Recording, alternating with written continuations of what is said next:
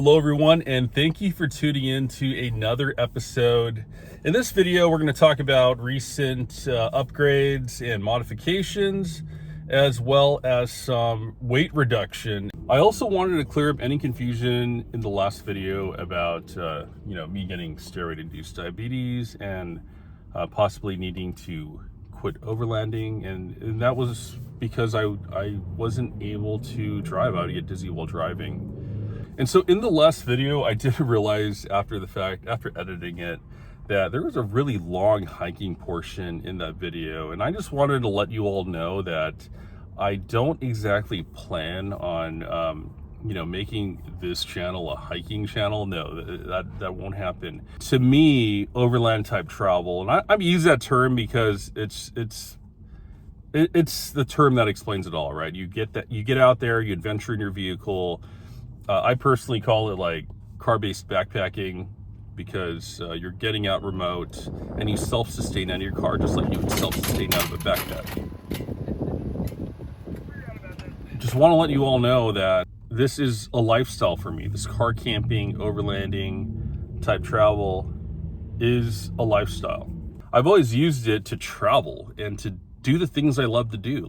I just feel like there should be more purpose to a reason for getting out there.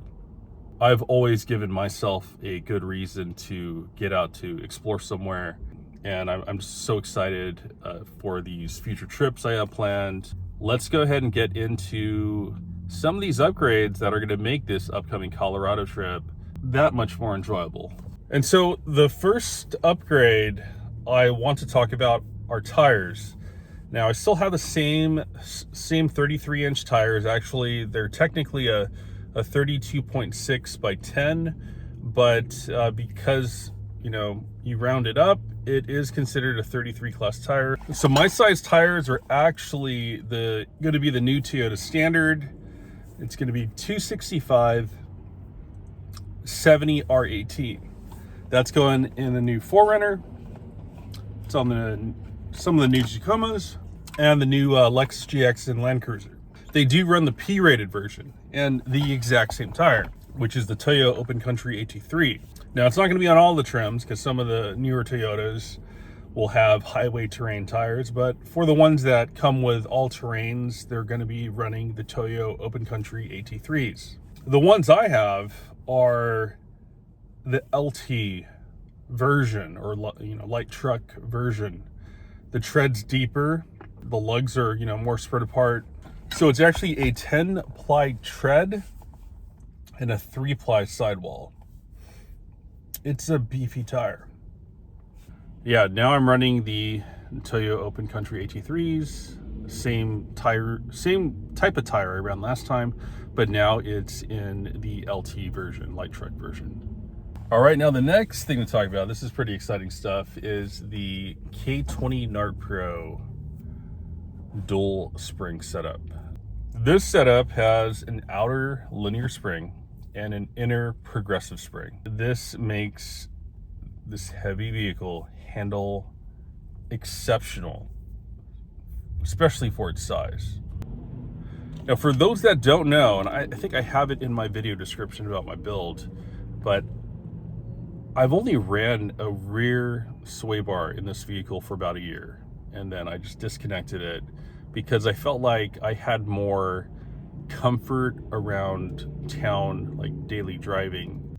I didn't experiment with disconnecting my front sway bar until I added a rooftop tent and added more weight to this vehicle, and I did not like it. It handled very sloppy. For those of you that live in Southern California, when you're traveling on the 57 freeway and where it connects to the 91, there's this long sweeping turn. I was outmaneuvered by a Honda Odyssey minivan, and I could do nothing to prevent him from leisurely accelerating and passing me and getting to the end of that sweeping turn before it narrowed down to one lane. It was embarrassing. and when I got home, I reconnected my front sway bar immediately. And so I have tried trying to drive around without a front sway bar, and for some things like driving in the city, no problem. It's not that big of a deal. But on the highway, there are some instances where it's very sketchy, and I did not feel comfortable or safe all the time running without that front sway bar. It's pretty quick to disconnect it anyways. I have an impact gun with a little socket, and it comes off real easy, and I can disconnect my sway bar within like 30 seconds. It's the reconnecting part that is a little tough. It's more involved. I have to level out my car, level out my suspension so that I could get the bolt back in.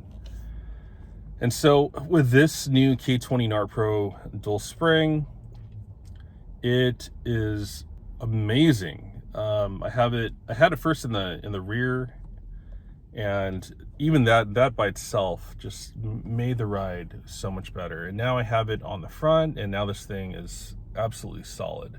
The handling is so superb.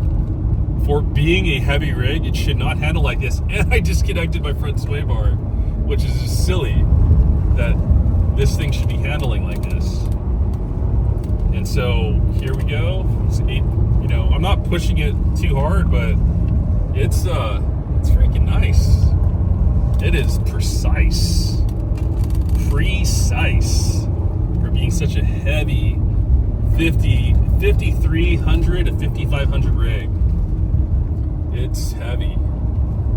And so my GoPro right here is actually capturing the linear lock, and so you'll be able to better see it when I make a YouTube video about this with the GoPro. But I only have the rear done, and I'll be going back in this Monday hopefully to my buddy Manny or K20 NART Pro, and we're gonna get the front done. Oh man, I caught up to the cop. That's not good. Yeah, so I let this he's slowed down by a man. That's why I caught up to him. Even if I try to get myself in a sketchy situation, it's not nearly as bad as before. Like, I would say it's just a fraction of what it was before. I am actually so confident. I think that this vehicle could easily pass the Moose test with the suspension, the dual spring suspension. But I also think that, and I'm pretty sure about this, there is nothing I could do to this vehicle to make it handle worse than a body-on-frame, four-wheel drive. And everyone that owns this vehicle that has driven a four-wheel drive agrees with me. There's like absolutely nothing you could do to make this thing handle worse than a body-on-frame four-wheel drive. So I could have a rooftop tent, disconnect the sway bars, and it still might pass the Moose test. It's a wide vehicle. Some people don't realize how wide the wheel track is. It's basically wheel tracks. It's actually wider than a Land Cruiser. So look it up. What else is there to talk about? And so as far as this dual spring setup, I also want to mention, because you're using now two springs, it requires less preload. So your shocks are gonna last so much longer. We'll get more into that later. I'll do a dedicated video about the dual spring setup with TRD shocks. I'll get into that later in a future video. So the next thing I want to talk about is going to be the lighting setup.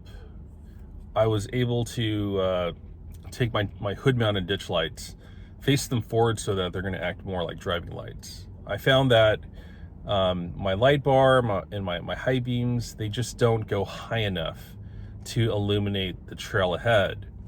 And so I faced them forward so that now they're going to act as driving lights. And then the cool thing is Nolo Designs makes these new mirror brackets. So these things will stick out just in front of your mirrors. And now I could use those as dedicated ditch lights. So my lighting setup, even though it was like a really simple upgrade, it's freaking going to be awesome. I'm very excited about this. And I'm really looking forward to testing this new setup out. All right, so the last thing to talk about is going to be the weight reduction, not only my personal weight reduction and doing more hiking and cutting out the sugars and carbs and all that, because I have dropped over 31 pounds at this point. I'm also talking about the weight reduction in the rear. So I removed this passenger seat back here. I still have 4 very comfortable seats. You can see there's a lot of elbow room in the middle seat right here. And this will fit 4 large adults very comfortably. I just lose that extra seat, but I gain so much more effective storage space from doing this. And it was very easy. It wasn't my idea. K20 Nart Pro mentioned it, like, hey, you should probably remove a rear seat to, you know, kind of lighten your car a little bit. I saved 50 pounds. You know, it's not much. So yeah, that little tiny 1/3 seat was 50 pounds. And then I also plan on removing my rear support beam, which is supposed to help in a, you know, if I get rear-ended. And the reason why I'm removing it is because there's redundancy with the rear hitch. That rear hitch acts as a support beam. So, and plus I have my Dirt Complex tire carrier back there that's also going to protect against getting rear-ended. It's going to mitigate that. So there's no point in having this 40-pound support beam over there. So all in all, once I'm all done, that's a good 90 pounds. And yeah, that does start making a difference. Yeah, these videos as of late haven't been a full production because I've just been so busy training to hike Half Dome in Yosemite National Park.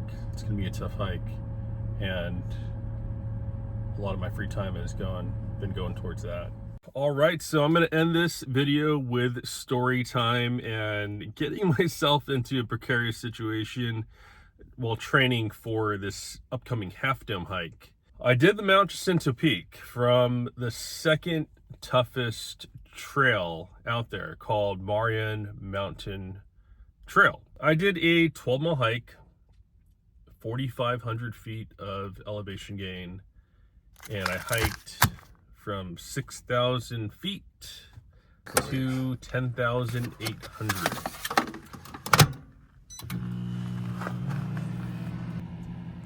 The reason why I want to show you this trail is just, geez, if you're not out hiking, getting out on your feet, you know, and I'm personally doing this because my life depends on it now, right? I need to make sure that I, you know, keep my health in check. And I'm getting out and moving around, and yeah, I kind of chose to, you know, I'm definitely not taking the easy route, that's for sure. And I did this trail, I keep forgetting to mention to people, but I did this trail with a 35-pound pack. So imagine if you strapped 35 pounds to your back and you just hiked up 4,500 feet or 450 stories of stairs.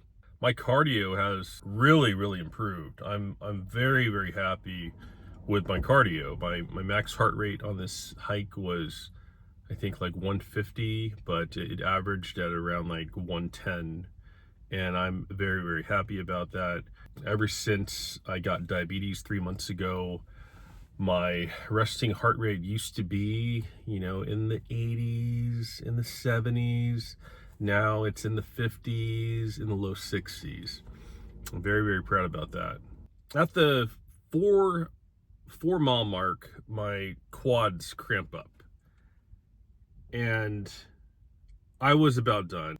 I passed a group of young men, very in shape young men, and my leg cramps up and they catch up to me.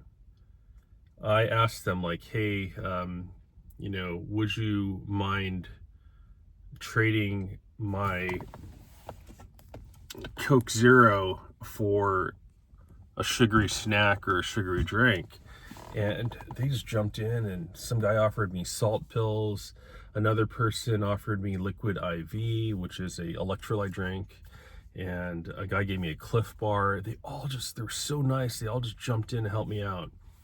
And I was about to turn around, but because I got that help, I continued on. And I got within 1 mile of the summit. And then my leg cramped up again. And then there's other strangers that, you know, were on their way down the mountain, and they helped me out. Someone gave me some applesauce. Another person gave me a protein bar. A lady gave me an entire Nalgene bottle, like a 32-ounce bottle of water.